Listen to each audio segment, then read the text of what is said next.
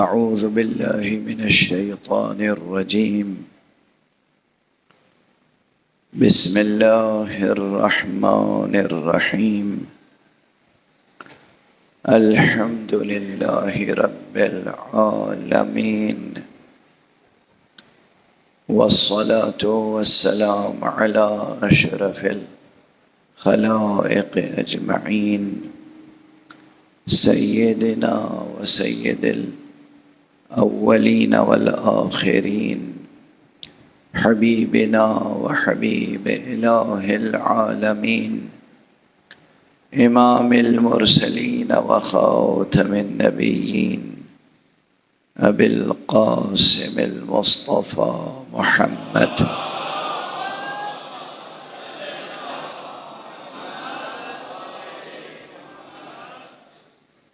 وعلى أهل بيته الطيبين الطاهرين الهداة المهديين المعصومين المظلومين، واللعنة الدائمة على أعداء الحق والدين.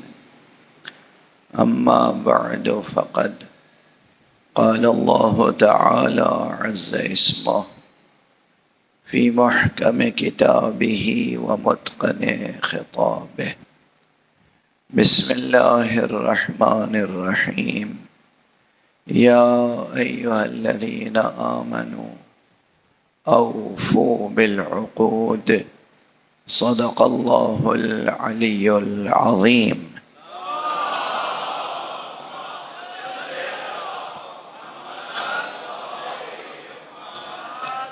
ایک اور بلند تر صلوات.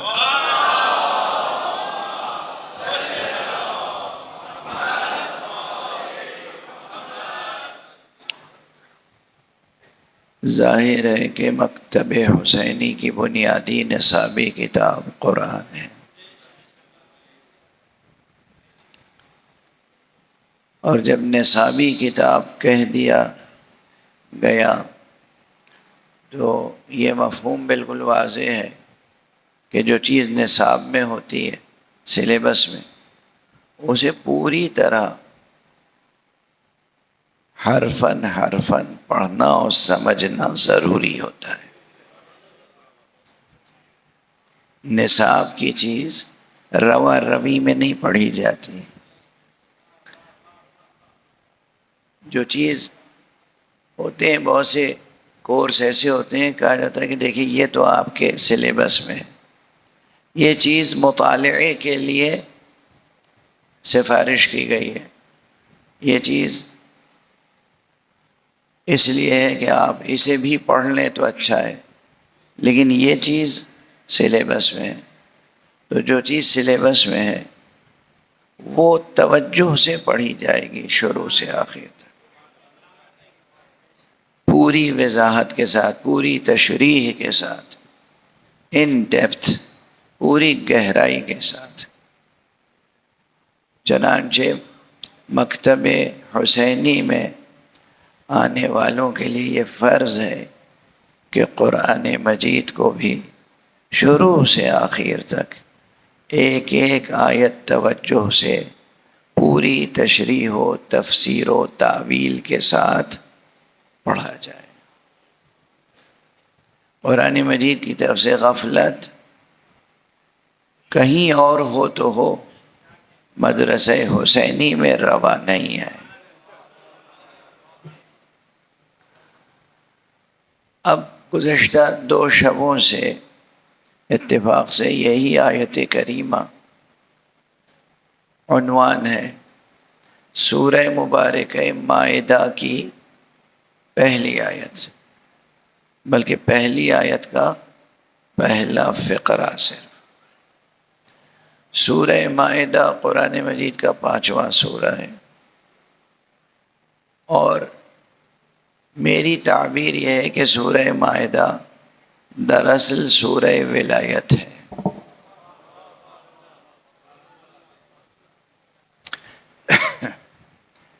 ہم لوگ یہ کہہ سکتے ہیں کہ صاحب آپ اپنی طرف سے کیا کسی سورے کا کوئی نام رکھ سکتے ہیں؟ ہاں بالکل رکھ سکتے ہیں۔ قرآن مجید کے جو سورے ہیں، سوروں کے الفاظ، آیات، تراکیب، یہ سب ہیں توقیفی۔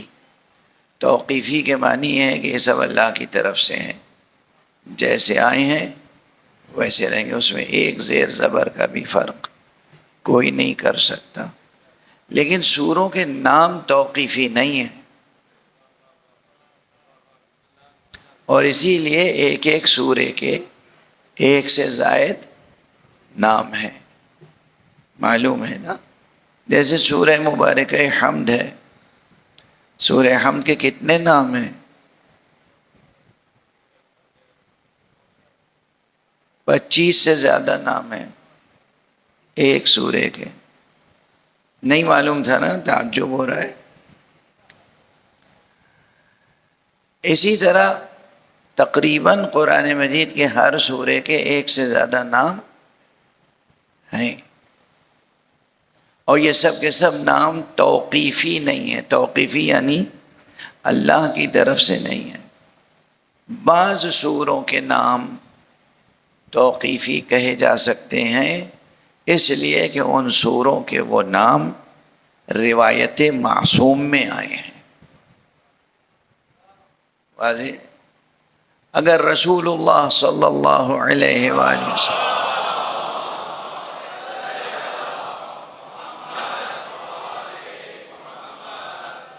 یا حضرت امیر المومنین علی ابن ابی طالب علیہ السلام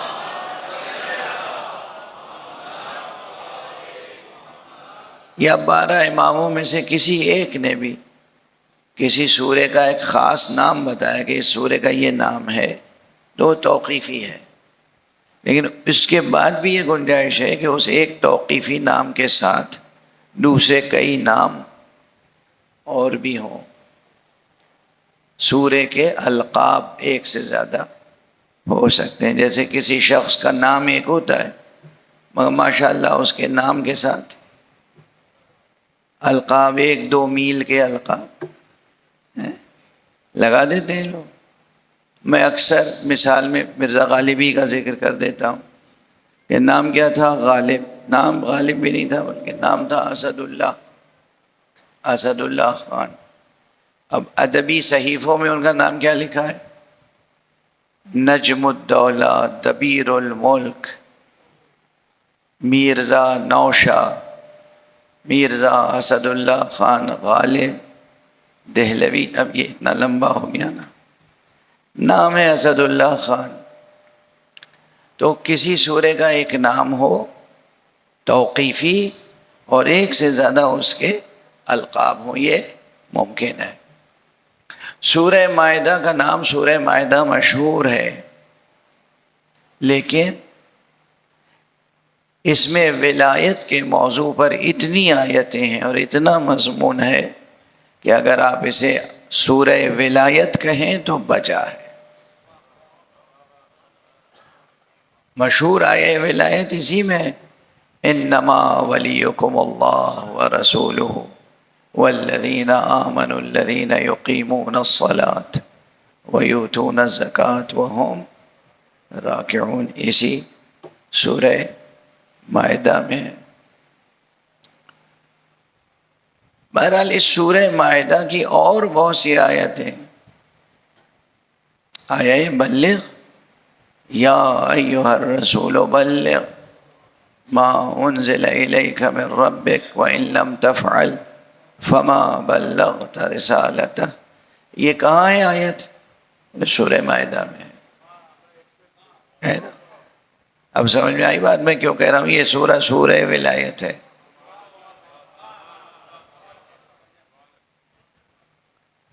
یوں تو ولایت کا موضوع پورے قرآن مجید میں پھیلا ہوا ہے، لیکن خاص طور پر اس سورے میں ولایت کا موضوع، ولایت کا اعلان ایک خاص امتیاز کے ساتھ موجود ہے۔ اب اسی سورے کا یہ جو سرنامہ ہے اور یہ جو فقرہ ہے، یا ایہا الذین آمنوا اوفوا بالعقود، یہ 5 لفظیں یہ بڑی اہم ہیں۔ میں نے اس سے پہلے گزارش کی ہے یہ بات کہ اس میں شریعت کے ظاہری قوانین سے لے کے اور طریقت کے باطنی اصول اور حقیقت کی تجلیوں تک اس فقرے کے احکام اور معانی اور مضامین پھیلے ہوئے ہیں. ایک صلوات پڑھ دیجئے محمد والے.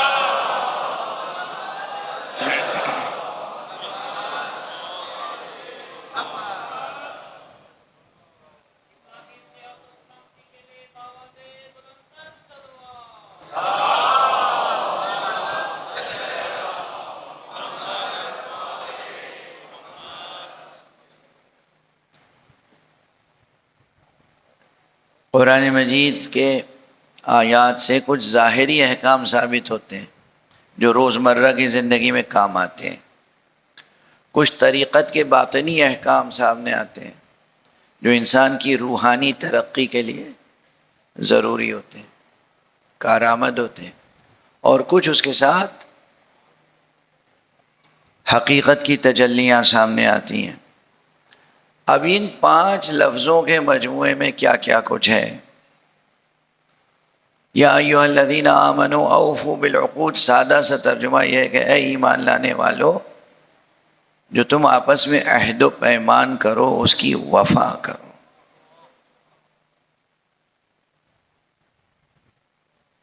سنا سب نے؟ اس میں بھی 2 پہلو ہیں، ایک ہے عہد عقد، ایک ہے وعد. ایک ہوتا ہے وعدہ، آپ نے کسی سے کوئی وعدہ کیا، اور ایک یہ کہ صرف وعدہ نہیں ہے، کوئی معاملہ کیا اور اس کا عہد کیا، ایک کانٹریکٹ کیا. اگر وعدہ کیا ہے تو اسلامی شریعت میں اور اسلامی آداب میں وعدے کی وفا کی بھی بہت اہمیت ہے. یہ اختلاف ہے فقہا میں کہ وعدے کو وفا کرنا واجب ہے یا مستحب. زیادہ تر یہ کہتے ہیں کہ عام حالات میں واجب نہیں ہے، فرض نہیں ہے، لیکن مستحب ہے، تاکید ہے. اگر آپ نے کسی سے کوئی وعدہ کیا ہے تو اس وعدے کو جہاں تک ممکن ہے نبھائیں. یہ مزاج شریعت کا بھی تقاضا ہے اور شرف انسانی کا بھی تقاضا ہے، کرامت انسانی کا بھی تقاضا ہے، یہ انسان کی جواں مردی کا بھی تقاضا ہے کہ وعدہ کیا ہے تو نبھایا. یہ انسان کی فتوت کا بھی تقاضا ہے. یہ فتوت کیا ہے؟ فتوت باطنی علوم میں سے وہ علم ہے کہ جو نکلا ہے لفظ فتح سے، اور فتح کے معنی آپ جانتے ہیں. ادھر لفظ فتح آیا، ادھر ذہن جاتا ہے قول پیغمبر کی طرف. پیغمبر اکرم صلی اللہ علیہ وآلہ وسلم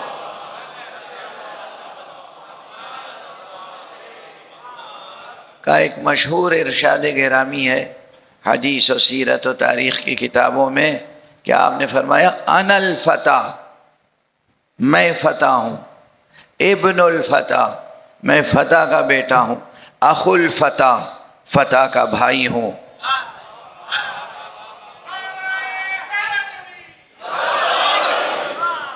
انا الفتح، میں خود فتح ہوں.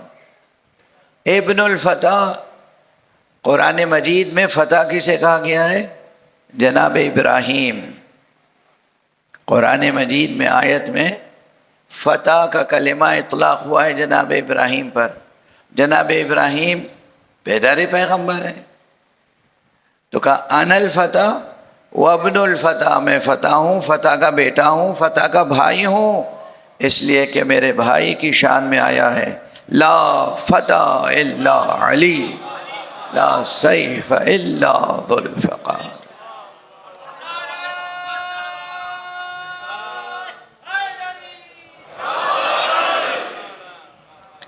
تو فتوت کا تقاضا بھی یہ ہے کہ انسان وعدہ کرے تو وفا کرے، چھوٹا سا وعدہ ہو یا بڑا وعدہ ہو، یا وعدہ نہ کرے. کس نے کہا ہے کہ آپ وعدہ کریں کسی سے؟ اور وعدہ کیا ہے تو نبھائیں. وعدہ نبھانے کا ثواب بہت ہے. مختلف حدیثیں ہیں اس سلسلے میں، لیکن بس ایک فقرہ عرض کر کے آگے بڑھ جاؤں گا کہ مولا امیر المؤمنین علی ابن ابی طالب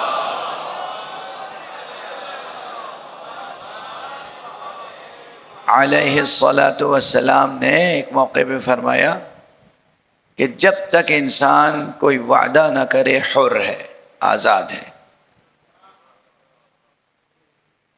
سمجھے آپ؟ جب تک انسان کوئی وعدہ نہیں کرتا آزاد ہے، حر ہے. یعنی ادھر آپ نے وعدہ کیا، آپ خود اپنی زبان کے غلام ہو گئے. جب تک آپ وعدے کو پورا نہیں کریں گے آپ غلام ہیں.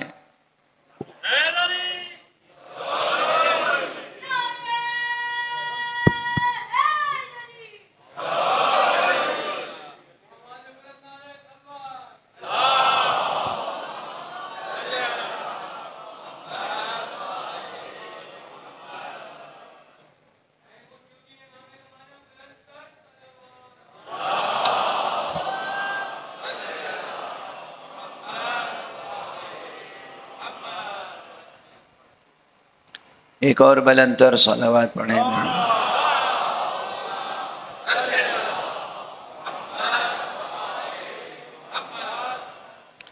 توجہ برقرار رکھیں. یہ سب تمہیدی مطالب ہیں، تمہیدی ہیں لیکن غیر ضروری نہیں ہیں. یہ سب آپ کے لیے اور ہمارے لیے ضروری ہیں.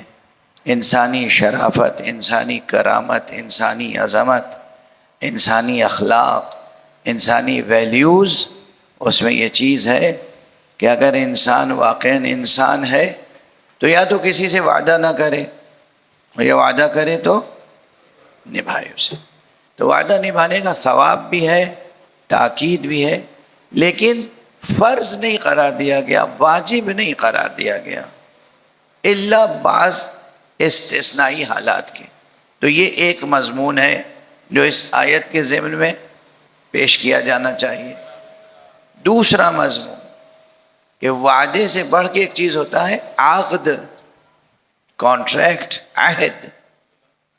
جیسے آپ کسی چیز کو خریدتے بیچتے ہیں تو یہ بیع کیا ہے؟ عقد ہے. اجارہ کیا ہے؟ عقد ہے. کسی کو آپ کوئی چیز کرائے پہ دیتے ہیں، مکان، دکان، پراپرٹی، عقد ہے. مزارعہ کیا؟ کسی کا باغ ہے، باغ آپ نے کسی کو باغبانی کے لیے دیا، سینچائی کے لیے دیا، تو یہ ایک طرح کا عقد ہے، عہد ہے. یہ سب زندگی کے مختلف عہد ہیں جو ایگریمنٹس کرتے ہیں، کانٹیکٹس کرتے ہیں، معاملات کا حصہ ہے یہ. لیکن اللہ نے، قرآن نے، رسول نے، ائمہ نے اس سلسلے میں کوئی روشنی دی ہے یا نہیں؟ دی ہے. تمام معاملات زندگی میں روشنی دی ہے. ان میں سے یہ حکم ہے کہ اوفو بالعقود، اگر تم نے کوئی عقد کیا ہے تو اس عقد کو پورا کرو. اسی آیت سے فقہا مجتہدین ثابت کرتے ہیں، ایک دلیل لاتے ہیں اسی سے کہ عقد اگر آپ نے کر لیا تو پھر یہ عقد عقد لازم ہو گیا. عقد کی دو قسمیں، عقد لازم، عقد جائز.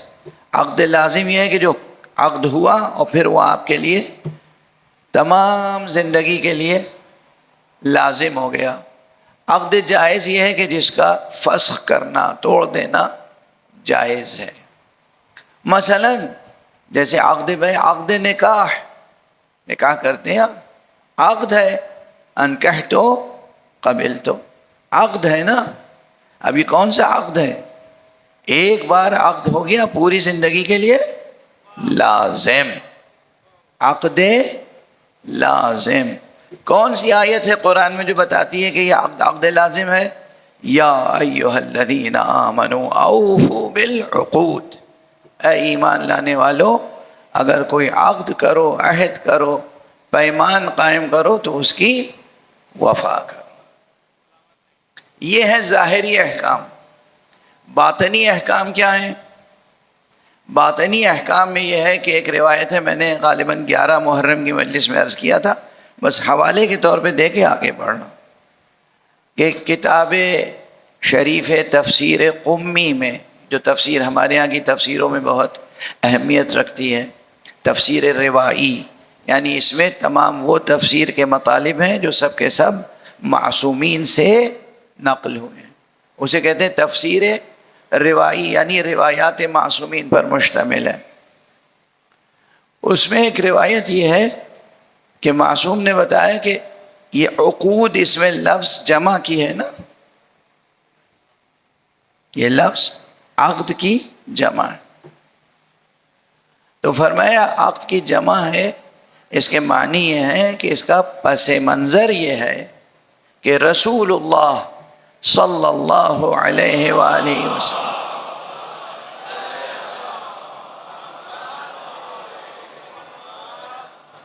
اس آیت کے نازل ہونے سے پہلے کم از کم 10 مرتبہ لوگوں سے مولا کائنات علی ابن ابی طالب کی خلافت و ولایت و وزارت کا عہد لیا تھا۔ چونکہ 10 مرتبہ عہد لیا تھا، پھر یہ آیت نازل ہوئی، یا ایھا الذین آمنوا اوفوا بالعقود، دیکھو جو یہ ایک کے بعد ایک تم عہد کر چکے ہو، اس کی وفا کرنا۔ ایسا نہ ہو کہ پیغمبر جب تمہارے درمیان میں نہ رہیں تو تم یہ عہد توڑ دو، تم ان عہود کی، ان عقود کی وفا کرنا، یہ عقد لازم ہے۔ یہ ایسا نہیں کہ تمہارے اختیار میں آج عہد کیا اور کل توڑ دیا، آج عقد کیا اور کل بھلا دیا، ایسا ممکن نہیں ہے۔ اس ضمن میں جو 10 مواقع ہیں ان میں سے 2 موقع میں نے وہاں گزارش کیے تھے، 8 بلکہ 8 سے بھی زیادہ مواقع ہیں، وہ میں نے وعدہ کیا تھا کہ پیش کروں گا، مگر آج یہاں آتے آتے ایک مضمون اور اس میں ایسا اضافہ ہوا۔ دوسرے پوچھتے بھی ہیں کہ آخر اس قدر آپ لوگ روایات نقل کرتے ہیں علی کی فضیلت میں، کیا رسول اللہ کو کس طرح، دیکھو سوچنے کا انداز کیا، رسول اللہ کو کوئی اور کام ہی نہیں تھا بجز اس کے کہ بس اٹھتے بیٹھتے اپنے اہل بیت کی فضیلتیں بیان کرتے رہتے تھے، دنیا آخرت کا اور کوئی کام نہیں تھا۔ جو اہل دنیا ہیں نا، وہ اسی طرح سوچتے ہیں، دنیا کے چھوٹے چھوٹے کاموں کو بڑا اور اصلی کام سمجھتے ہیں، اور جو آخرت کا بڑا اور اصلی کام ہے اسے چھوٹا کام سمجھتے ہیں۔ جزاکم اللہ۔ اب جو روایت میں پیش کرنے جا رہا ہوں اس وقت شاید پوری ایک روایت 1 گھنٹے کی مجلس میں عرض نہ کر سکوں، اتنی اہم روایت ہے یہ، کہ کیا یوں ہی فضیلتیں بیان کرتے تھے؟ اس کے اسباب بھی تو تھے، اس کے اسباب تھے، اس کی وجہیں تھیں۔ اس کی وضاحت کے لیے کتنی روایتیں اور پیش کر سکتا ہوں، لیکن یہ روایت کتاب الخصال، نام یاد رکھیے گا، کتاب الخصال ہمارے حدیثی لٹریچر کی بہت اہم کتاب ہے۔ 4 تو بنیادی کتابیں سمجھی جاتی ہیں، کتاب شریف کافی، من لا يحضره الفقیہ، استبصار اور تہذیب، لیکن کل اتنی ہی کتابیں تھوڑی ہیں۔ کافی سے بھی پہلے 400 سے زیادہ کتابیں لکھی گئی تھیں، چھوٹی بڑی، جن میں سے کچھ کتابیں باقی ہیں۔ ایک کتاب ہے کتاب المحاسن، یہ کافی سے پہلے لکھی گئی ہے اور خاصی ضخیم ہے وہ بھی۔ پھر کافی اور استبصار اور من لا يحضر، اور اس کے بعد بہت سی کتابیں لکھی گئیں، اور اس کے زمانے میں بہت سی کتابیں لکھی گئیں۔ چنانچہ ایک کتاب خصال، کتاب خصال میں یہ روایت موجود ہے کہ جناب امیر المؤمنین علی ابن ابی طالب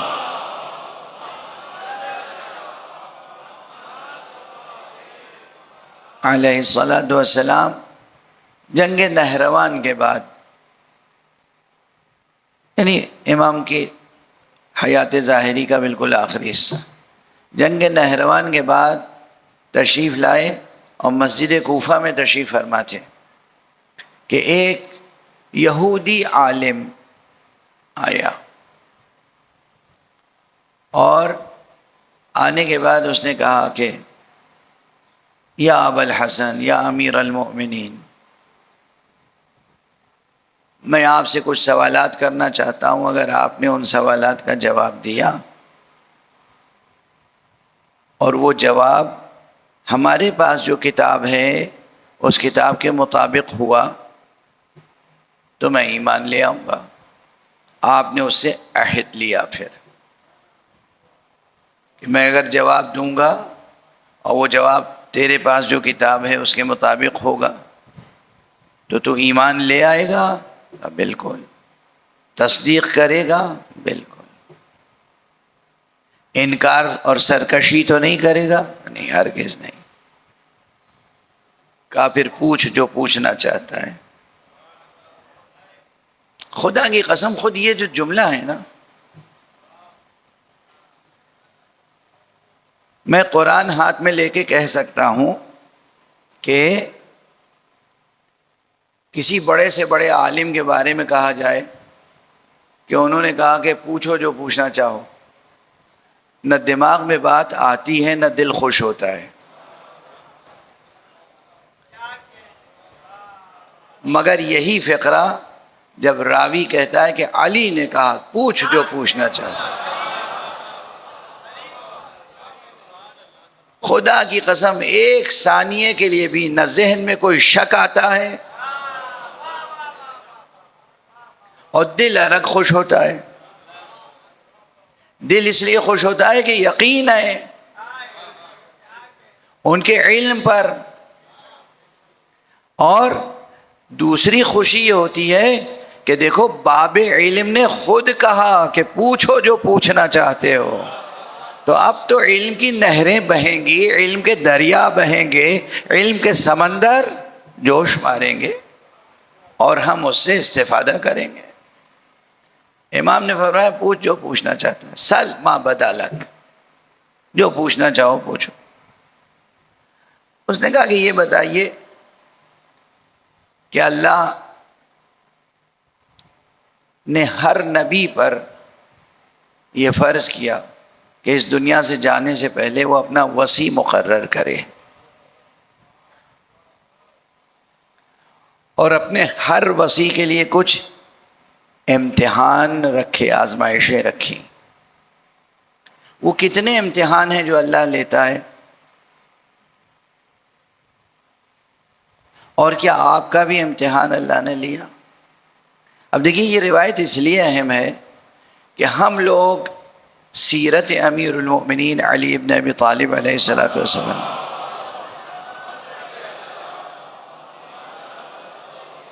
پڑھتے ہیں، مطالعہ کرتے ہیں، اور ہمارے خطبہ، ادباء، شعراء، علماء اپنے اپنے زاویہ نظر سے کسی واقعے کو اہمیت دیتے ہیں، کسی واقعے کو زیادہ اہمیت نہیں دیتے۔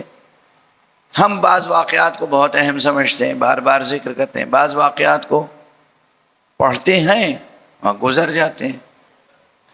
اب یہ قاری کے موقف میں رہ کر، سامع کے موقف میں رہ کر سیرت علی کا مطالعہ کرنا اور ہے، اور مولا خود اگر اپنی زندگی کے بعض واقعات بیان کریں اہمیت دے کر، وہ بات بالکل جداگانہ ہوگی۔ تو اس لیے بھی یہ روایت بہت اہم ہے کہ اس کے سوال پر مولا نے اپنی زندگی کے خود ان اہم واقعات کو بیان کیا ہے جو مولا کی نگاہ میں اہم ہے اور جو امتحان الہی کی حیثیت رکھتے ہیں علی ابن ابی طالب کے لیے۔ اور ہمارے یہاں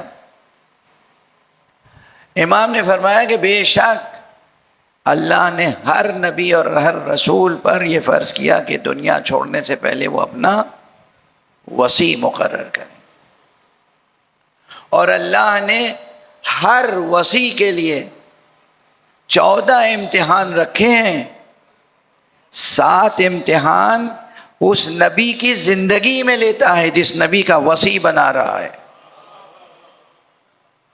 اور 7 امتحان نبی کے گزر جانے کے بعد، 7 امتحانات حیات پیغمبر میں اور 7 امتحانات پیغمبر کے بعد۔ یہ اللہ کا نظام ہے۔ خود مولا علی ارشاد فرما رہے ہیں اور کہا میرا بھی اللہ نے 7 امتحان میرے لیے حیات پیغمبر میں اور 7 امتحان بعد پیغمبر۔ اب بس ان میں سے چند امتحانات میں آپ کو سناؤں گا، اس لیے کہ یہاں نقطہ وصل کیا ہے اس آیت اور اس کے ضمن میں ظاہری احکام کے بعد جو باطن ہے، اس باطن سے رشتہ یہ ہے کہ کسی امام کا، کسی وصی کا عہد وصایت قبول کرنے کے بعد اس عہد وصایت کے وفا کرنے کا مرحلہ کتنا اہم ہوتا ہے۔ سمجھ میں آ رہی ہے بات؟ یہ تو عام ایک آیت ہے نا، یا ایھا الذین آمنوا اوفوا بالعقود، اے ایمان لانے والو جو عقد ہے، جو عہد ہے، جو پیمان ہے، اس کی وفا کرو۔ لیکن عہد بھی تو عہد ہوتے ہیں، کس سے عہد ہو رہا ہے، کون عہد کر رہا ہے، کیسا عہد ہو رہا ہے؟ یہ عہد کوئی معمولی عہد نہیں ہے، ایک رسول سے اس کے وصی کا عہد ہے، اور یہاں پر تو خاتم النبیین، امام المرسلین کے وصی کا عہد ہے۔ کتنا اہم عہد! اور اس عہد کو وفا کرنے کے لیے امتحان لینے والا کون ہے؟ اللہ۔ تو کتنی اہم روایت ہے یہ۔ اب میں وہ چند جو عرض کر سکوں گا عرض کروں گا، باقی انشاءاللہ کسی اور موقع پر اب ایک صلوات ارشاد فرمائیں۔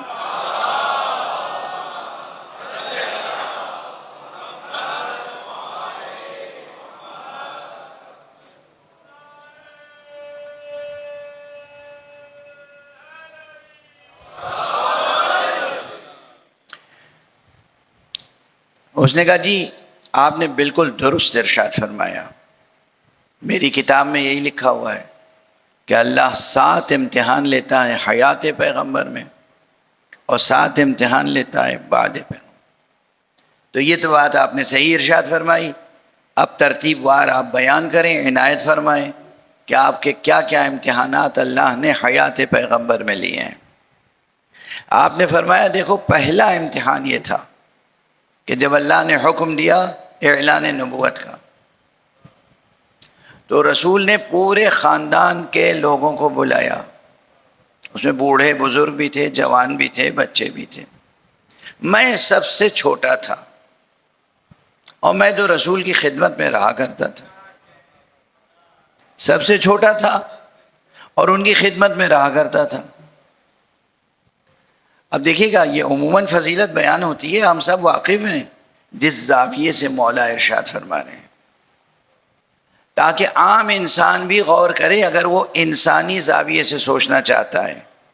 ایک ہوتا ہے الہی زاویہ کہ آپ یقین رکھتے ہیں، ہم ایمان رکھتے ہیں علی پیدا ہی ہوئے تھے، علی زندگی کا ہر لمحہ ان کا بلند تھا، بالا تھا، معصوم تھے، بحیثیت امام ہی ولادت ہوئی تھی۔ یہ سب ہمارا عقیدہ یہ اپنی جگہ درست ہے، اس میں کوئی مبالغہ نہیں ہے۔ لوگ آج کل یہ کہتے ہیں نا یہ مبالغہ ہے اور یہ مبالغہ، کوئی مبالغہ نہیں، یہ سب صحیح۔ لیکن عام انسان کو کس طرح ان کی فضیلت سمجھائیں گے؟ عام زمینی انسان وہ تو زمین پر رہ کر ہی سوچ سکتا ہے نا۔ تو عام انسان، یہ عام حالات کیا ہوتے ہیں؟ اگر کسی خاندان یا قبیلے کے سارے لوگ کسی کے مخالف ہوں تو کسی ایک 10 برس کے بچے کی مجال ہوگی جو ان تمام پورے خاندان کے مقابلے میں کھڑا ہو جائے؟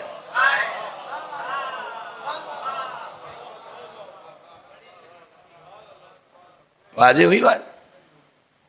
پورا بڑا خاندان، سب کے سب مخالف.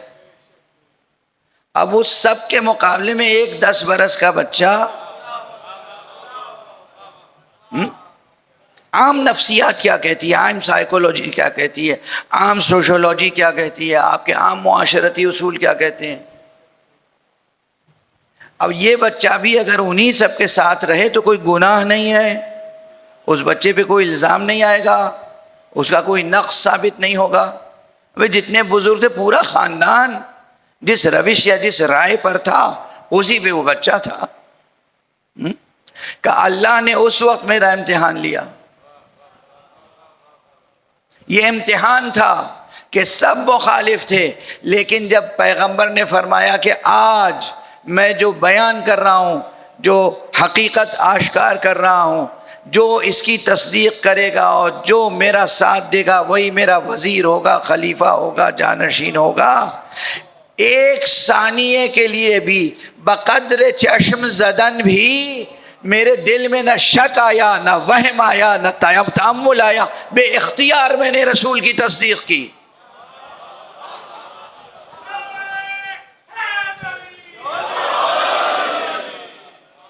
یہ پہلا امتحان تھا.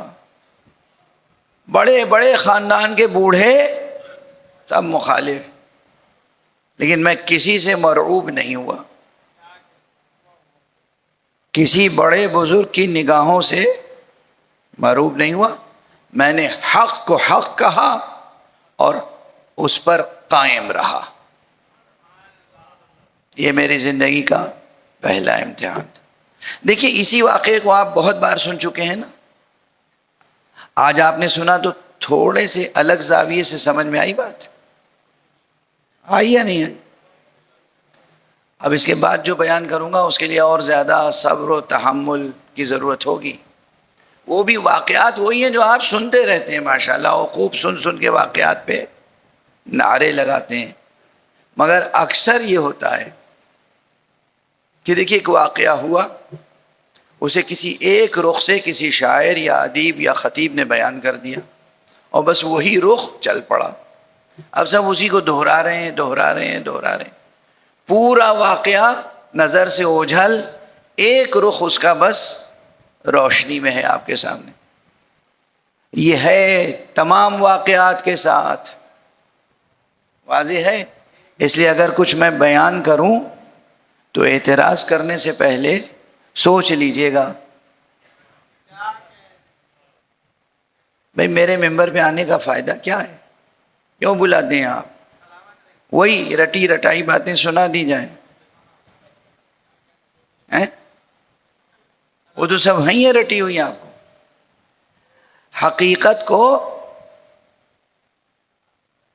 پرانی قدیم کتابوں سے نکال کے پیش کرنا پڑتا ہے. یہ میں تمہید میں اس لیے عرض کر دیا کہ آپ دل جگر تھام کے بیٹھیے گا، چونکہ بعض واقعات جس طرح آپ نے سن رکھے ہیں وہ اس طرح نہیں ہیں. واقعے کا ایک رخ، ایک پرتو آپ کے سامنے، پورا واقعہ نگاہوں سے اوجھل ہے. اور جب کوئی بیان کر دے اگر کوئی تو پھر آپ اس کے مخالف ہو جائیں گے. کہیں آج تک تو سنا نہیں تھا، اور یہ ممکن کیسے ہے، اور یہ کہاں سے لے آئے، اور وغیرہ وغیرہ وغیرہ وغیرہ. ٹھیک ہے نا. ایک واقعہ تو یہ مولا فرما رہے، اور اس روایت میں فقرہ موجود ہے اس لیے میں اس کی وضاحت کروں گا. کم سے کم 2 حوالے تو دے ہی دوں گا. ایک حوالہ علامہ شریف رضی. شریف رضی کا نام سنا ہے؟ علامہ رضی سید مرتضیٰ کے چھوٹے بھائی سید رضی، جامع نہج البلاغہ، مؤلف نہج البلاغہ. مؤلف نہ کہ مصنف. ہاں بچوں یہ فرق معلوم ہے نا. مصنف وہ ہوتا ہے جو پوری کتاب خود لکھتا ہے، مؤلف وہ ہوتا ہے جو جمع کرتا ہے. تالیف کہتے ہیں جمع کرنے کو. صرف مضمون جمع کرنے کا نام تالیف نہیں ہے.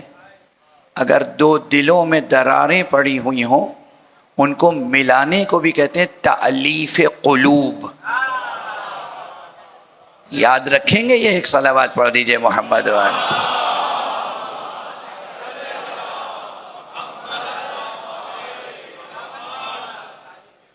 تالیف قلب، تالیف قلوب، دلوں کو ملانا، دلوں کو جمع کرنا، دل جیتنا، تالیف قلب، ٹھیک ہے نا؟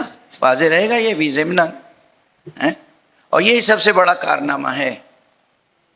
بعض عرفا کا یہ مقولہ ہے، مصرع ہے مشہور، دل بے دستاور کے حج اکبر است۔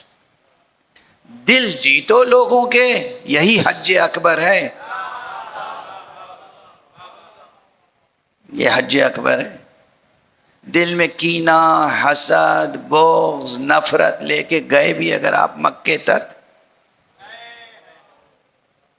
اور کعبے کا طواف بھی کیا اور سعی بھی کی اور قربانی بھی کی اور سب کچھ کر کے حجر اسود کو بوسہ دے کے آئے، تب بھی دل روشن نہیں ہوگا، سیاہی رہے گا۔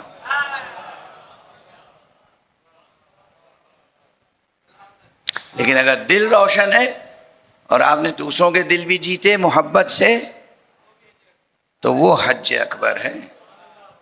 یاد رہے گا نا؟ اچھا، یہ حج اکبر یہ ہے ثواب میں بہت بڑا، اور اس کے لیے مالی استطاعت کی شرط نہیں ہے۔ ایک میٹھے بول سے دل جیتا جا سکتا ہے، ایک سچی مسکراہٹ سے دل جیتا جا سکتا ہے۔ نہ پیسے کی ضرورت، نہ سفر کی ضرورت، نہ متاعب سفر، استطاعت یہاں شرط نہیں ہے دل جیتنے میں، ٹھیک ہے؟ تو بات یہاں تک پہنچی تألیف کے لفظ سے۔ جناب سید رضی مؤلف ہیں نہج البلاغہ کے تالیف، انہوں نے ایک کتاب اور لکھی ہے جس کا نام ہے خصائص امیر المؤمنین، وہ الگ کتابیں چھپی ہوئی موجود ہے، اس میں بھی یہ مضمون موجود ہے، یہ واقعہ، اور مولا کی اس روایت میں بھی موجود ہے۔ واقعہ کون سا ہے؟ فرمایا میرا دوسرا امتحان شب ہجرت لیا گیا۔ مولا خود اسے امتحان کہہ رہے ہیں، اس کے معنی یہ نہیں ہے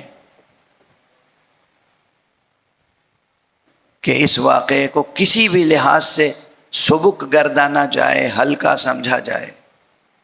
یہ مولا امیر المومنین کی بہت بڑی فضیلت ہے، بہت بڑی فضیلت ہے، اور بہت بڑا امتحان تھا۔ جس طرح وہاں تھا پورا قبیلہ، پورا خاندان ایک طرف، تنہا علی ایک طرف کھڑے ہو گئے، اسی طرح پورا مکہ ایک طرف، مکے کے تمام قبیلے ایک طرف، سب نے یہ طے کر رکھا ہے کہ ہم ایک ساتھ تلوار چلائیں گے، تاکہ تعین نہ ہو سکے کہ قاتل یہ ہیں یا یہ ہیں یا یہ ہیں یا یہ ہیں۔ اور ہر قبیلے کا ایک ایک فرد ہوگا، تو بنو ہاشم کس کس سے انتقام لیں گے؟ اس لیے یہ خون نعوذ باللہ خون ہدر ہو جائے گا۔ اچھا آپ سوچیے، ہم لوگ کیا پڑھتے ہیں، کیا سنتے ہیں، شعراء کیا بیان کرتے ہیں کہ رسول اللہ نے بلایا حضرت علی کو اور کہا کہ میں ہجرت کر رہا ہوں، تم میرے بستر پہ لیٹ جاؤ، اور حضرت علی لیٹ گئے، اور جب وہ آئے دیکھا رسول نہیں ہیں تو چلے گئے۔ یہی سنتے ہیں نا، اس سے زیادہ تو نہیں سنتے۔ روایت تو میں پیش کر رہا ہوں، پہلے آپ اپنی عقل و درایت بتائیے۔ پہلے سے تمام مکے کے لوگوں کو معلوم تھا کہ محمد مصطفیٰ صلی اللہ علیہ وآلہ وسلم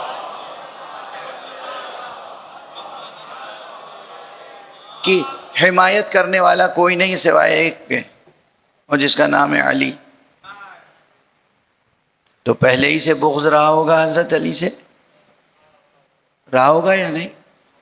غصہ بھرا ہوگا سینے میں، غیظ و غضب، نفرت، غصہ۔ ارے جن کی اولادوں کے دلوں میں آج تک غصہ ہے، ان کے دلوں میں کتنا غصہ رہا ہوگا علی سے، ٹھیک ہے؟ واضح ہے نا اتنی سی بات؟ تو یہ لوگ آئیں گے تلاش میں پیغمبر کی، اور جب دیکھیں گے پیغمبر نہیں ہیں اور علی علیہ السلام ہے تنہا، تو ایسے ہی چلے جائیں گے؟ عقل میں آتی ہے بات؟ جیسے رسول کو قتل کرنا چاہتے تھے، وہ ان کی پوری کوشش ہوگی کہ علی کو قتل کر دیں، تاکہ جب محمد ملیں گے یہ جو ان کا سب سے بڑا حمایتی ہے اس کو تو ختم کر ہی دو۔ عام نفسیات کا تقاضا یہ ہے، عام سچویشن یہ واضح ہے۔ یہ تھوڑی کہ وہ حضرت علی ان پہ ہنس دیں گے، مسکرا دیں گے اور وہ چلے جائیں گے۔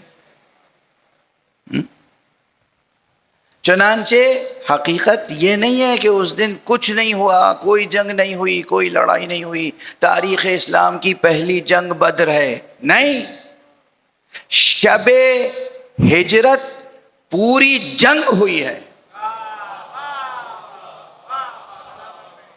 یاد رکھیے، پہلی بار سن رہے ہیں جو لوگ، شاید آسانی سے ہضم نہ کر پائیں، شب ہجرت پوری جنگ ہوئی ہے، اور اس دن جو فن جنگ دکھایا ہے علی نے،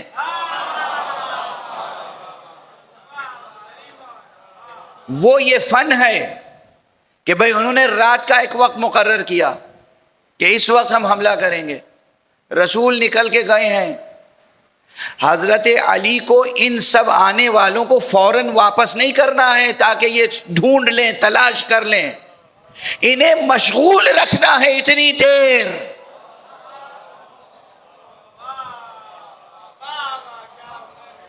یہ آ گئے ہیں نا، یہ دروازے پہ کھڑے ہیں ہمارے، اور رسول گئے ہیں۔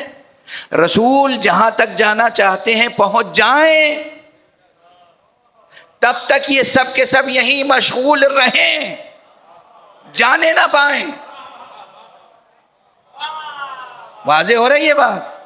اس دن جو علی نے فن حرب، فن جنگ دکھایا ہے، وہ یہ کہ خود کو بچایا بھی اور انہیں جانے بھی نہیں دیا، اتنی دیر تک شمشیر زنی ہوئی کہ پیغمبر اپنی منزل تک محفوظ پہنچ گئے۔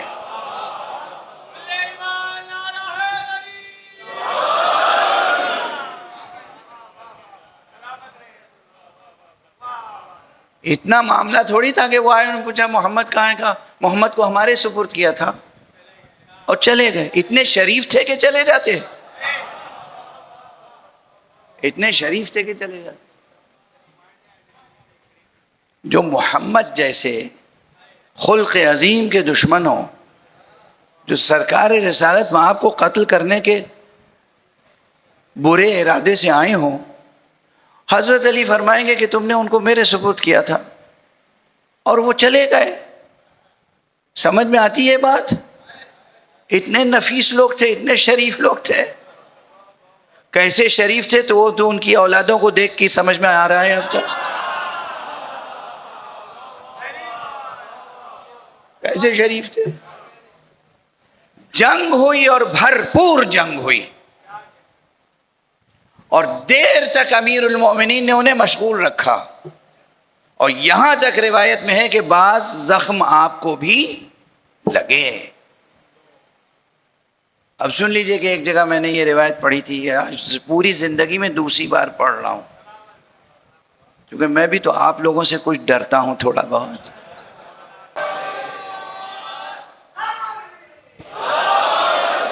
بہت اچھا نعرہ لگایا آپ نے ماشاءاللہ، اس وقت یوں ہی کہہ دیا تھا ڈرتا ہوں، میں ڈرتا ورتا نہیں ہوں آپ سے، اس لیے کہا تھا کہ آپ لوگ ذرا سا چہرے پہ مسکراہٹوں کے گلاب کھل جائیں۔ تو ایک بار بہرحال میں نے پڑھا، اور اس کے بعد صاحب بڑے بڑے شاعر اور ادیب و خطیب اور سب آ گئے۔ مولا علی کی توہین کر دیا آپ نے۔ کیا توہین کی؟ کہ مولا علی کے لیے آپ نے کہہ دیا وہ زخمی ہو گئے تھے۔ کیسے ممکن ہے علی زخمی ہو جائیں؟ کیا تضاد ہے؟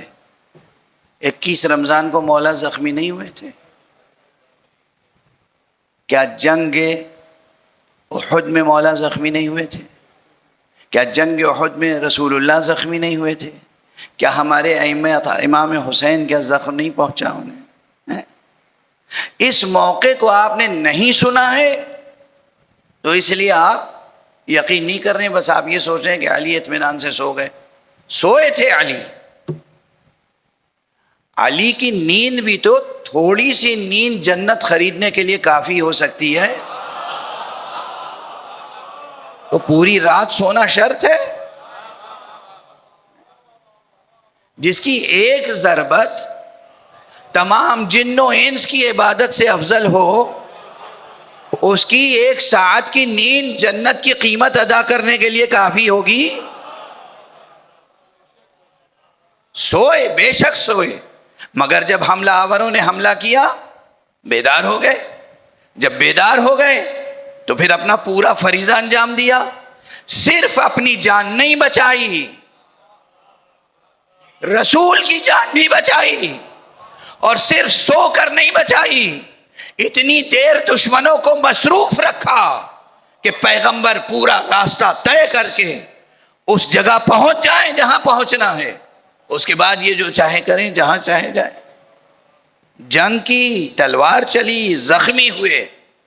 کہا یہ دوسرا امتحان تھا جو اللہ نے مجھ سے لیا تھا. ایک کے بعد ایک دیکھیے کیسا امتحان ہے، چھوٹا امتحان ہے. یہ مولا امیر المومنین علیہ الصلوۃ والسلام کا دوسرا امتحان تھا، اور کیسا سنگین امتحان تھا، اور کس فراست کے ساتھ، کس شجاعت کے ساتھ، کس حکمت کے ساتھ آپ نے اس امتحان میں کامیابی حاصل کی. جنگ بھی کی، مصروف رکھا دشمن کو،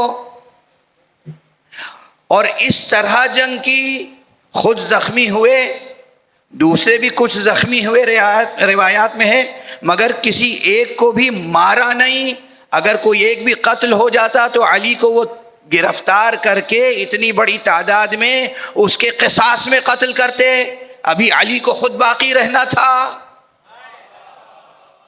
دیکھ رہے ہیں علی، وہ علی جو ایک ضربت میں ایک ایک کو ختم کر سکتے تھے، وہ برابر جنگ کر رہے ہیں، شمشیر زنی کر رہے ہیں، اور اس احتیاط سے کہ کوئی ان میں سے مرنے نہ پائے، کوئی ان میں سے جانے نہ پائے. صلوات پڑھ دیجئے محمد وآلہ محمد.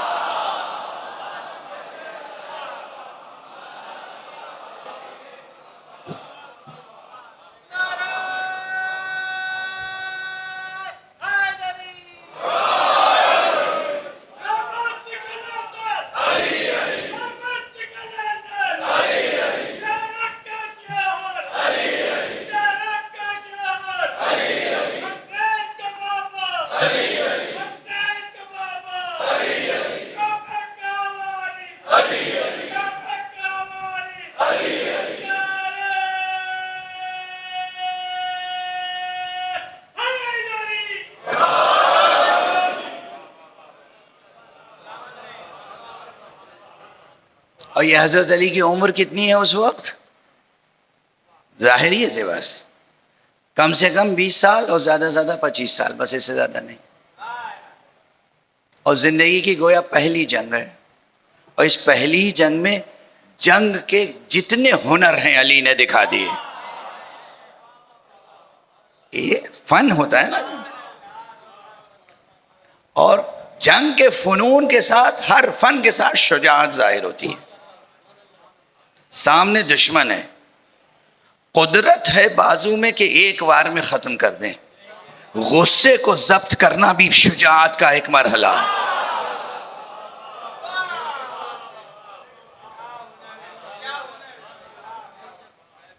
طاقت ہے، جوش ہے، موقع ہے، ہتھیار ہے ہاتھ میں، ضبط کر رہے ہیں غصہ، شجاعت کی پہلی منزل. جنگ کریں، اس کے آنے والے وار کو روک رہے ہیں، شجاعت کی دوسری منزل. اس ہنر سے روک رہے ہیں کہ یہ تلوار چھٹک نہ جائے اس کی ہاتھ سے. اس ہنر سے روک رہے ہیں کہ یہ بھاگنے نہ پائے، واپس نہ جانے پائے، موجود رہے میدان میں. یعنی کس کس طرح سے جنگ کی ہوگی علی نے، اس کی تصویر سوائے کسی آسمانی صحیفے کے اور کوئی کھینچ نہیں سکتا. صلوات پڑھ دیں محمد وآلہ.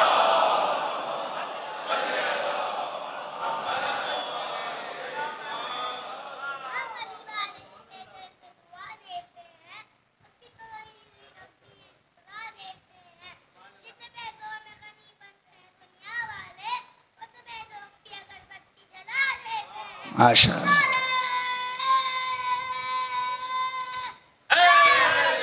ماشاء اللہ.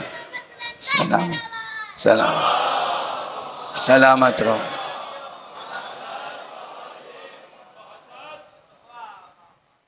شاید آج تک آپ نے یہ جنگ علی نہیں سنی ہوگی. جنگ بدر سے سب شروع کرتے ہیں نا. ہاں، شب ہجرت اور جنگ.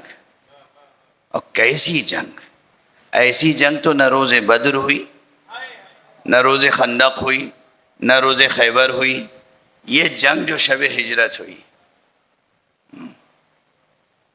یہ دوسرا امتحان تھا جو مولا امیر المؤمنین علی ابن ابی طالب علیہ السلام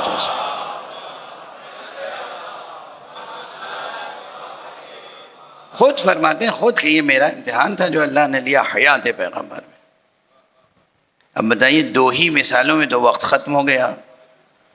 اب آگے بیان کا موقع تو نہیں ہے، لیکن میں بس ایک موقع کم سے کم اور عرض کر کے پھر گفتگو کو معال مجلس تک لے جاؤں.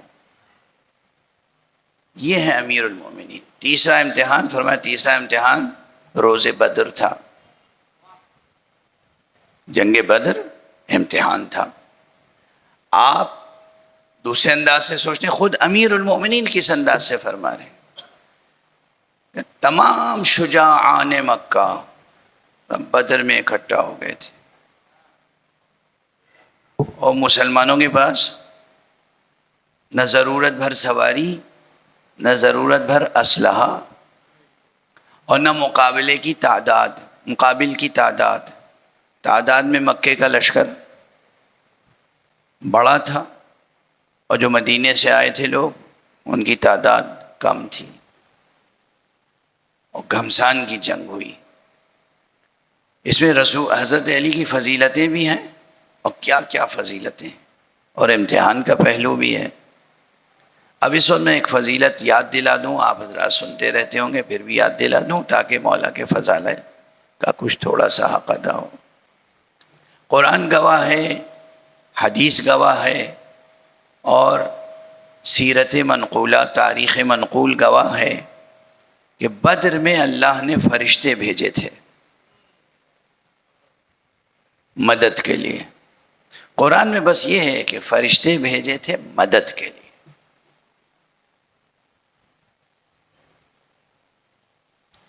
قتل کتنے ہوئے بدر میں؟ جو مکے کی کفار مکہ کی فوج تھی، اس کے کل مقتولین کتنے تھے؟ 70. 3000 فرشتے یا 5000 فرشتے آئے صرف 70 کافروں کو قتل کرنے کے لیے. بے شک تائید ہوئی، بے شک مدد کے لیے فرشتے آئے، لیکن تاریخ یہ ہے کہ جو مقتول تھے ان کے جتنے ورثہ ہیں اس وقت بھی یہی کہہ رہے تھے، آج تک بھی یہی کہتے ہیں. قتل کرنے والا کون تھا؟ علی. جس سے پوچھو تمہارے باپ کو کس نے قتل کیا؟ علی نے.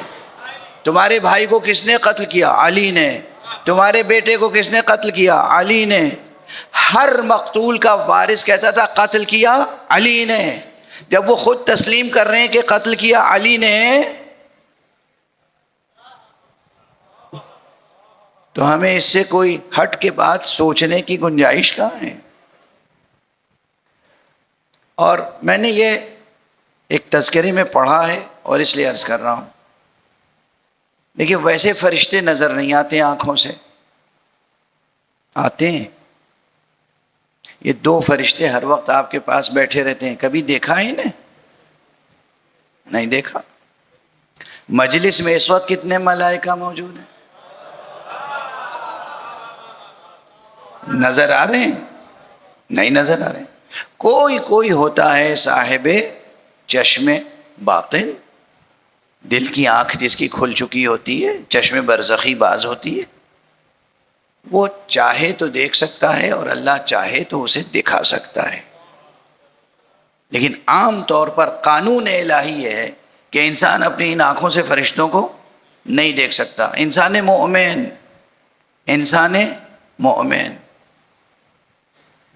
انسان مومن جب نہیں دیکھ سکتا فرشتوں کو تو مشرک اور کافر فرشتوں کو کیسے دیکھ پائے گا؟ کتنے مسئلے ہیں یہاں پر. لیکن قرآن کہہ رہا ہے کہ فرشتے آئے اور قرآن کی تصدیق لازم ہے.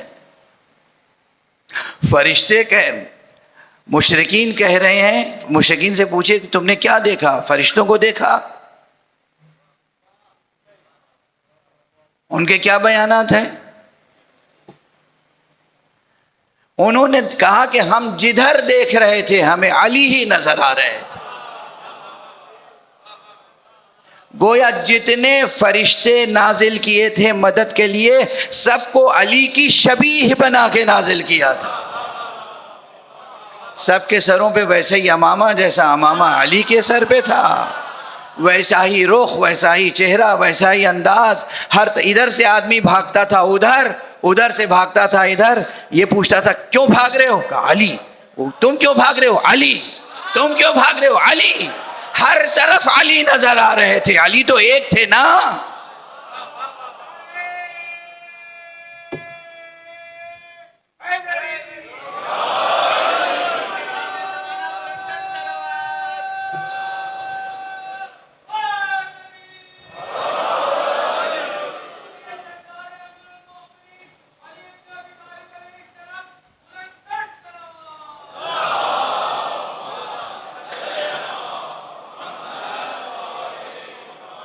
علی ایک تھے، علی ایک تھے. اور ہر ایک کہتا ہے کہ ہمارے آدمی کو قتل کیا علی نے. ہر فرار کرنے والا کہہ رہا ہے کیوں بھاگ رہے ہو؟ علی آ رہے ہیں. اور علی اس وقت بھی نوجوان تھے. یہ ہے امیر المومنین کے فضائل میں سے ایک شمع. ورنہ علی کے فضائل تو اتنے ہیں کہ قیامت تک لوگ فضائل لکھتے رہیں، ساری دنیا کے درخت قلم بن جائیں، سارے عالم کے سمندر سیاہی بن جائیں، روشنائی بن جائیں، تب بھی علی ابن ابی طالب کے فضائل کا احصاء ممکن نہیں ہے. یہ کوئی جذباتی بات نہیں ہے، عقیدت مندانہ بات نہیں ہے. یہ مشہور واقعات جو آپ سنتے رہے، میں نے اسے بیان کیا تو ایک ایک واقعے میں کتنے رخ نکلے. اچھا یہ تو ہم عرض کر رہے ہیں، اگر فرشتے بیان کریں علی کے یہی واقعات کتنے رخ نکلیں گے. اگر خود پیغمبر بیان کریں کتنے رخ نکلیں گے. اس لیے کہ بیان کرنے والے کی استطاعت پر بھی تو ہے، اس کی نگاہ پر بھی تو ہے. آپ میں سے ہر ایک کسی واقعے کو الگ زاویے سے دیکھتا ہے اور اس واقعے کی گہرائیوں کو الگ انداز سے کو دریافت کرتا ہے. تو امیر المومنین کی ایک ایک منقبت کے اندر کتنی منقبتیں پوشیدہ ہیں، اس کا اندازہ کون کر سکتا ہے. عام تاریخ کہتی ہے کہ کل 70 تھے جو قتل ہوئے اور ان میں سے 35 تھے جنہیں علی نے قتل کیا، اور باقی سب نے مل کے. اور سب نے مل کے بھی کیا. کچھ تو وہ تھے جو کبھی جنگ میں ملتے ہی نہیں تھے. صلوات پڑھ دیجئے محمد و آل محمد.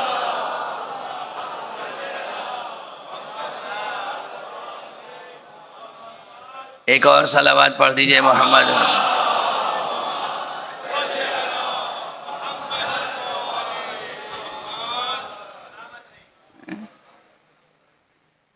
کچھ تو ایسے تھے جنگ میں ملتے ہی نہیں تھے، اور جنگ میں ڈھونڈو تو پہاڑ پہ ملتے تھے.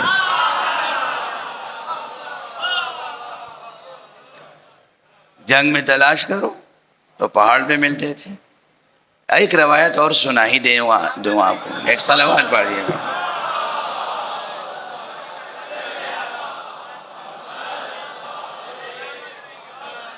یہ مقام تشنا رہ گیا، میری طبیعت آج ساتھ نہیں دے رہی ہے نا، اس لیے مقامات تشنا چھوڑ کے آگے بڑھ رہا ہوں. یہ مقام تشنا یہاں اور اسرار ہیں، جنگ بدر میں اور اسرار ہیں، بہت سے واقعات بھی ہیں، اسرار بھی. تیسرا مقام یہ تھا، خود مولا نے فرمایا کہ چوتھا امتحان میرا روز احد ہوا ہے. اللہ نے امتحان لیا ہے، وصایت کا امتحان روزے احد، اس لیے کہ روز احد دشمنوں کی تعداد بہت تھی اور مسلمان فوج کی ایک پوری ٹکڑی جو ہے اس نے نافرمانی کی رسول کی جیتی ہوئی جنگ، مسلمان اپنی نافرمانی کی وجہ سے ہار گئے، اور اس کے بعد اس جنگ میں خود رسول زخمی ہوئے، مولا علی سر سے پیر تک زخمی ہوئے۔ جب بیان کر رہے تھے تو مولا علی نے اپنی آستینیں الٹی اور کہا دیکھو جنگ احد کے زخم کے نشانات ابھی دکھاتا ہوں۔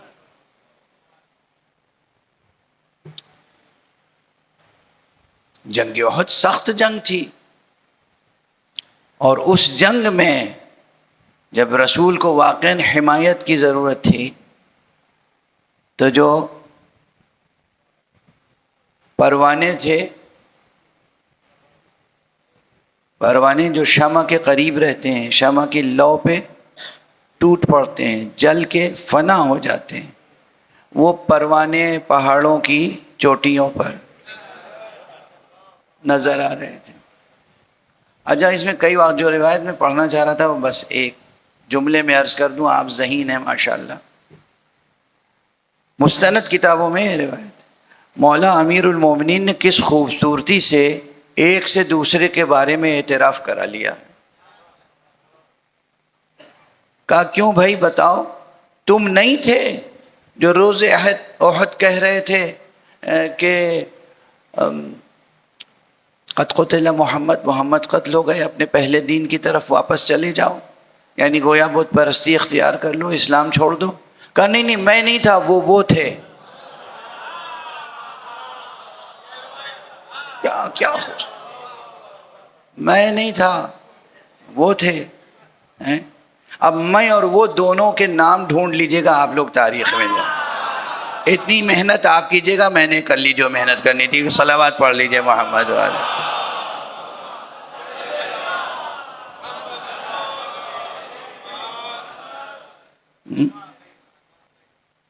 اس جنگ میں مولا زخمی ہوئے سر سے پاؤں تک، مولا علی بھی زخمی ہوئے، مولا رسول اللہ بھی زخمی، بس میری مجلس تمام ہو گئی۔ جنگ احد کا یہ واقعہ سب نے لکھا ہے، سب نے، تمام مورخین نے۔ رسول خود زخمی تھے، رسول نے نماز ظہر بیٹھ کر پڑھی، اور بعض کتابوں میں نماز ظہر لکھا ہے، بعض کتابوں میں نماز عصر لکھا ہے، مگر ہے انہی دو نمازوں کا ذکر، ظہر اور عصر۔ کہتے ہیں امیر المومنین نے اپنے ان زخموں کے باوجود، سر سے پیر تک زخم تھے، اس روایت میں امام نے فرمایا 75 زخم تھے، ایک دو نہیں، 75 زخم سر سے پاؤں۔ بعض کتابوں میں اس سے زیادہ کا ذکر ہے، لیکن جو روایت میں آج دیکھ کے آیا ہوں، آج ہی مطالعہ کر کے آیا ہوں کتاب خصال میں، اس میں 75 زخم حضرت نے خود فرمائے، 75 زخم ہیں، اور ایسے ایسے زخم کے جن کے نشانات مندمل نہیں ہوئے تا آخر عمر، لیکن اپنے زخم کا کوئی احساس نہیں ہے علی کو۔ سراپا سپر بنے ہوئے ہیں پیغمبر کی حفاظت کے لیے، اور جب نماز کا وقت آیا تو اپنی سپر میں، جو آپ کے پاس سپر تھی، اس سپر میں پانی لے کے آئے، اور روایت میں ہے کہ میدان احد میں بی بی زہرا بھی تشریف فرما تھی۔ بی بی زہرا نے، امیر المومنین علی پانی لے کر آئے، زہرا نے اپنے چلو میں پانی لیا، رسول پاک کا چہرہ دھویا تاکہ وہ جو خون بہہ رہا تھا وہ صاف ہو جائے، اور بیٹھے بیٹھے حضور نے وضو فرمایا، بیٹھ کر حضور نے نماز پڑھی۔ میں کہوں گا یا رسول اللہ، یہ آپ کی زندگی کا بڑا المناک دن تھا، آپ زخمی تھے، مگر یا رسول اللہ آپ نے وضو کر کے نماز پڑھا۔ آپ کی بیٹی تھی، وہ آپ سے پانی نہیں مانگ رہی تھی، اس کے چلوں میں پانی تھا، علی تھے اور وہ پانی لانے میں کامیاب ہو گئے تھے. یا رسول اللہ، روز عاشورہ حسین نے بھی نماز پڑھی ہے مگر پانی لانے والا کوئی موجود نہ تھا. یا رسول اللہ، آپ کی بیٹی تشریف فرما تھی احد میں، ان کے ہاتھوں میں پانی تھا. حسین کی بیٹی بھی تھی مگر اس کے پاس پانی نہیں تھا. زبان پر العطش العطش کا نعرہ تھا. یا رسول اللہ، آپ کو سہارا دے کر علی لے گئے اور آپ نے نماز ادا کی، مگر آقا حسین ان کی نماز آخر میں پھر یاد دلاؤں گا آپ کو. علامہ جمیل مظہری کا شعر، مجھے یہ 2 مصرے بہت پسند ہیں. ایسی تاثیر ہے ان میں اور واقعے کی طرف ایسا اشارہ ہے. فرماتے ہیں حاصل طاعت کونین تھی وہ ایک نماز، جو ادا بھی نہ ہوئی اور قضا بھی نہ ہوئی. کیا حسین کی نماز عصر عاشور تھی کہ جب گھوڑے پر آپ جھکے ہیں تو گویا رکوع ادا ہوا ہے، اور جب زمین پر پیشانی رکھی ہے تو سجدہ ادا ہوا ہے، اور اسی سجدے میں سر مبارک قلم ہوا اور نوک نیزہ پہ بلند ہوا، اور جب نوک نیزہ پہ بلند ہوا سید سجاد کو احساس ہو گیا، اس لیے کہ زمین کو زلزلہ آ گیا، فضا تاریک ہو گئی، فرات کا پانی نیزوں اچھلا ہے، نیزوں. کون پیاسا قتل ہو گیا فرات کے ساحل پر؟ کون؟ اس کا بیٹا جس کے مہر میں خود فرات ہے. کون؟ جو مالک فرات ہے. پانی نیزوں اچھلا، فضا تاریک ہوئی، لیکن فضا میں اگر روشنی تھی تو جبین مبارک حسین کی روشنی تھی، محاسن مبارک حسین کی روشنی تھی. اور ایک جملہ کہوں، وہ روشنی حسین کے ماتھے پہ لگے ہوئے اصغر کے لہو کی روشنی.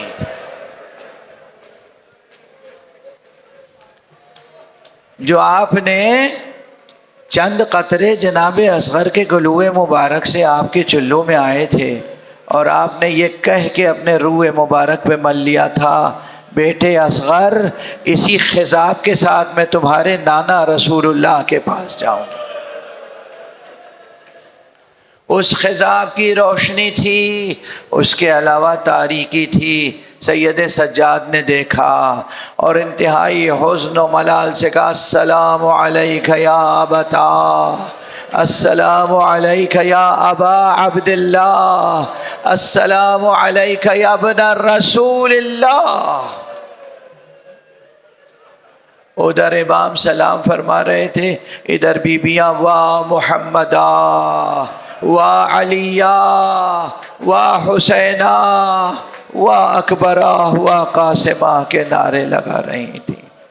انا للہ و انا الیہ راجعون، رضا بقضائہ و تسلیما لامرہ. پروردگار ہمیں علوم قرآن اور معارف اہل بیت سے آشنا فرما. پروردگار ہمارے نفوس کا تزکیہ فرما، تہذیب نفس میں کمال عطا فرما، ہمیں عہد و پیمان کا وفادار بنا دے، اور سب سے بڑھ کر یہ ہے کہ ہمیں عہد توحید کا وفادار بنا دے. پروردگار ہمارے سینوں میں ہمیشہ چراغ توحید روشن رہے. معبود ہمارے ہاتھوں میں ہمیشہ دامان ختم نبوت رہے. پروردگار ہمارے قدم ہمیشہ صراط مستقیم ولایت پر گامزن رہیں. پروردگار مومنین کو متحد فرما، مسلمین کو، تمام مسلمین کو ولایت علی پہ متحد فرما. پروردگار نظام ولایت کے برکات کو پوری دنیا میں تمام انسانوں کے لیے عام کر دے. پروردگار ہمارے رہبر شہید آیت اللہ العظمیٰ سید خامنئی کے درجات کو بلند فرما.